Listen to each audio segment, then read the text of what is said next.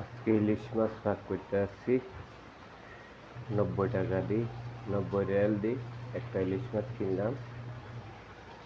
ভাগ করতে আসছি, কিরম লাগলো সবাই বলিয়েন।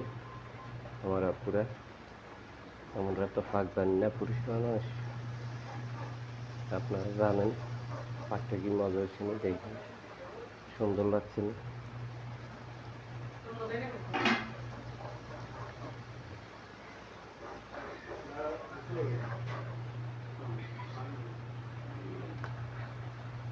মাছের ফ্রাই বড় বড় করে কাটলাম। ইলিশ মাছ আমরা সৌদিতে থাকি, একটু ভালো খাওয়ার জন্য চেষ্টা করি, পুরো দিন পরিশ্রম করি, তো এই জন্য। তো ঠিক আছে, ভালো থাকেন, আল্লাহ হাফেজ, আসসালামু আলাইকুম।